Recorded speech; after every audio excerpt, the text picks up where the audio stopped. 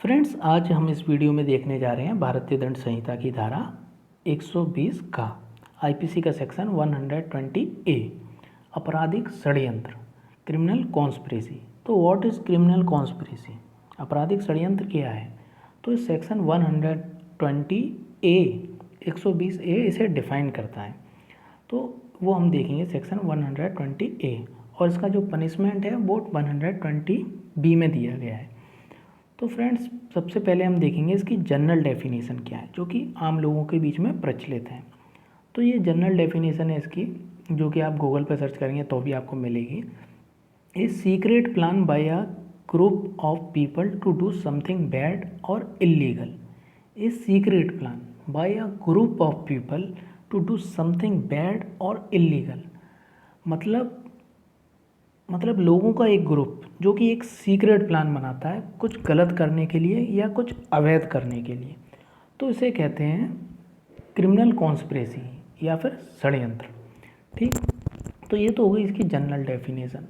और इसकी legal definition क्या है, उसके लिए हमें पढ़ना पड़ेगा सेक्शन 120 ए।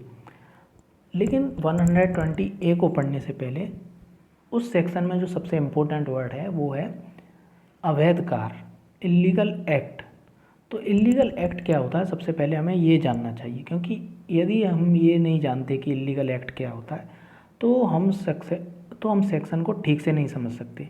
हम हमेशा उसमें कन्फ्यूज़न रहेंगे कि अवैध कार्य क्या होता है। हम केवल ये समझ सकते हैं कि अवैध कार्य का मतलब तो केवल अपराधी होता है, तो ऐसा नहीं है। तो हमें ये पता होना चाहिए कि अवैध कार्य क्या है। तो अवैध कार्य को सेक्शन 43 ऑफ आईपीसी में डिफाइन किया गया है। इसमें चार चीज़ें बताई गई हैं। चार चीज़ें अवैध कार्य होती हैं। इसमें पहला है अपराध। कार्य ऐसा हो जिसे कि अपराध घोषित किया गया हो, एन ऑफेंस घोषित किया गया हो। और दूसरा है, और सेकंड है जो विधि द्वारा प्रोहिबिट हो, जिसे विधि ने मना कर दिया हो कि ऐसा नहीं करोगे, ऐसे कार्य को नहीं करोगे, प्रोहिबिट हो। जैसे कि वेश्यावृत्ति। वेश्यावृत्ति क्या है? प्रोहिबिट है। तो सेकंड ये, या जो सिविल कार्रवाई के लिए आधार उत्पन्न करता हो। तीसरा है जो सिविल कार्रवाई के लिए आधार उत्पन्न करता हो। मतलब अगर ऐसा कार्य करोगे तो सिविल राइट पैदा होता है। मतलब ऐसा कार्य करोगे तो एक राइट पैदा होता है कि आप सिविल सूट फाइल कर सकते हैं। तो ये है तीसरा इसका। और चौथा है इलीगल ओमिशन। इलीगल ओमिशन को हम पहले ही पढ़ चुके हैं। इससे पहले इलीगल ओमिशन माने होता है कोई व्यक्ति किसी कार्य को करने के लिए आबद्ध हो, उसकी ये विधिक ड्यूटी हो कि वो ऐसा कार्य करे, उस कार्य को करने के लिए आबद्ध हो, और यदि वो ऐसा कार्य नहीं करता है तो उसे कहते हैं इलीगल ओमिशन। तो ये चार चीज़ें होती हैं जो कि अवैध कार्य के अंतर्गत आती हैं। ये दिया गया है सेक्शन 43 में। तो फ्रेंड्स, अब शुरू करते हैं हम section 120 A, definition of criminal conspiracy, आपराधिक षड्यंत्र की परिभाषा। तो फ्रेंड्स, इस सेक्शन के अनुसार क्रिमिनल कॉन्स्पिरेसी दो तरीके से हो सकती है। क्रिमिनल कॉन्स्पिरेसी दो तरीके से हो सकती है। तो इन दोनों तरीकों को हम बारी बारी पढ़ेंगे। तो क्रिमिनल कॉन्स्पिरेसी दो तरीके से हो सकती है। तो हम देखते हैं पहला तरीका। पहले तरीके में ये बताया गया है जब दो या दो से अधिक व्यक्ति कोई अवैध कार्य करने के लिए या करवाने के लिए सहमत होते हैं। मतलब दो या दो से अधिक व्यक्ति कोई अवैध कार्य कराने के लिए आपस में एक एग्रीमेंट करते हैं कि हम कोई अवैध कार्य करेंगे, तो इसे कहते हैं क्रिमिनल कॉन्स्पिरेसी। तो ये है इसका पहला तरीका। तो इसमें ये ज़रूरी नहीं है कि जब उन्होंने ऐसा एग्रीमेंट किया तो उस एग्रीमेंट के अनुसरण में कोई कार्य भी करें। मतलब उन्होंने चोरी करने के लिए अगर क्रिमिनल कॉन्स्पिरेसी करी तो ये ज़रूरी नहीं है कि वो चोरी करने की दिशा में कोई कार्य भी करें, कोई एक्ट भी करें, कोई ओवर एक्ट भी करें। ये ज़रूरी नहीं है, कोई कार्य करने की ज़रूरत नहीं है। केवल उन्होंने जो सहमति की, जो उन्होंने एग्रीमेंट किया कोई अवैध कार्य करने के लिए, वो ही काफ़ी है इस क्रिमिनल कॉन्स्पिरेसी के ऑफेंस को घटित होने के लिए। तो ये तो था इसका पहला तरीका। अब देखते हैं हम इसका सेकंड तरीका क्या, जिसके संबंध में काफ़ी लोग कन्फ्यूज रहते हैं कि ये सेकंड तरीका कहना क्या चाहता है। पहला तरीका तो बहुत ईजी है, हर कोई समझ लेता है, लेकिन दिक्कत आती है इसके सेकंड तरीके में। तो वो इस वीडियो में क्लियर हो जाएगा। तो इसका सेकंड तरीका कहता है जब दो या दो से अधिक व्यक्ति कोई ऐसा कार्य जो अवैध नहीं है, अवैध साधनों द्वारा करने या करवाने को सहमत होते हैं, तब ऐसी सहमति आपराधिक षड्यंत्र कहलाती है। इसके साथ ही इसका परंतुक भी बहुत ज़रूरी है। इसके परंतुक में बताया गया है कि जब इस सेकंड तरीके में से जो एग्रीमेंट किया जाता है, जो सेकंड तरीके से जो एग्रीमेंट किया जाता है, उसमें जिस कार के लिए उन्होंने एग्रीमेंट किया उसके अनुसरण में कोई ओवर एक्ट करना ज़रूरी है, जो कि पहले तरीके में ज़रूरी नहीं था, लेकिन यहाँ पर उस दिशा में उसके अनुसरण में कोई ओवर एक्ट होना ज़रूरी है। उस कार के अनुसरण में हम देखते हैं कोई ऐसा कार्य जो अवैध नहीं है। तो यहाँ पर सबसे बड़ी प्रॉब्लम यही आती है लोगों के दिमाग में, ऐसा कार्य जो अवैध नहीं है ये क्या है। तो फ्रेंड्स इसके लिए हम एक एग्जाम्पल देखते हैं, जैसे कि एग्जाम्पल के जरिए। ये एग्जाम्पल है दो व्यापारियों के संबंध में। दो व्यापारी होते हैं जो एक ही शहर में बिजनेस कर रहे होते हैं या कहीं भी बिजनेस कर रहे होते हैं, तो वो आपस में कंपटीशन करते हैं। वो एक व्यापारी ये चाहता है कि वो दूसरे कॉम्पिटिटिव जो बिजनेसमैन है उसे पीछे छोड़ दे और उससे आगे निकल जाए। तो यहाँ पर उसका ऐसा चाहना, ऐसा करना कोई गलत कार्य नहीं है, क्योंकि ये फंडामेंटल राइट है। According to article 19 it is his fundamental right to running a business. ठीक है, तो वो बिजनेस ऐसे चला सकता है और कॉम्पिटिटिव को पछाड़ सकता है, अच्छा बिजनेस चला के दूसरे। और यदि वो इस प्रकार बिजनेस कर रहा है और सामने वाले की दुकान या सामने जो सेकंड बिजनेसमैन है उसका बिजनेस ठप हो जाता है, तो यहाँ पर उसने कोई गलत कार्य नहीं किया, कोई अवैध कार्य नहीं किया, क्योंकि ये उसका फंडामेंटल राइट है।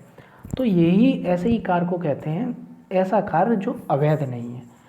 लेकिन क्या है, अवैध साधनों द्वारा कराना। लेकिन वो इस कार्य के लिए वो बिजनेस बंद कराने के लिए, दूसरे का बिजनेस बंद कराने के लिए, उससे आगे निकलने के लिए अवैध साधनों का प्रयोग करता है। साधनों द्वारा करने या करवाने को सहमत होते हैं। कोई ऐसा कार्य जो अवैध नहीं है उसे अवैध साधनों द्वारा, यहाँ पर लिखा है अवैध साधनों द्वारा करने या करवाने को सहमत होते हैं। तो इसका मतलब क्या है अवैध साधनों का?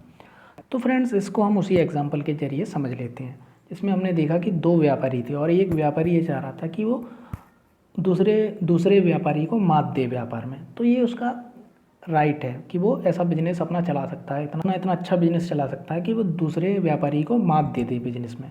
तो ये वो कर सकता है, लेकिन वो अवैध साधनों द्वारा कैसे करेगा, जो कि क्रिमिनल कॉन्स्पिरेसी बन जाएगी। तो अवैध साधनों द्वारा करने का मतलब हम इसी उदाहरण से समझ लेते हैं। तो अवैध साधनों द्वारा कैसे करेगा?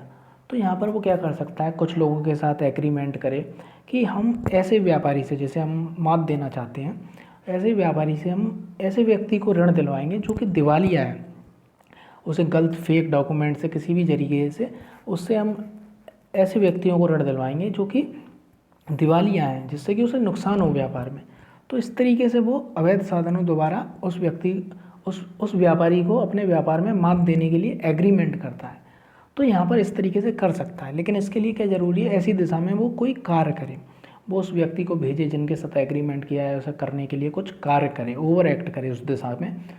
तो फ्रेंड्स इसका जो सेकंड तरीका है क्रिमिनल कॉन्स्पिरेसी का, उसमें ओवर एक्ट करना ज़रूरी है। जो उन्होंने एग्रीमेंट किया है उसके अनुसरण में कोई कार्य किया जाना जरूरी है। तो फ्रेंड्स ये था हमारा सेक्शन 120A।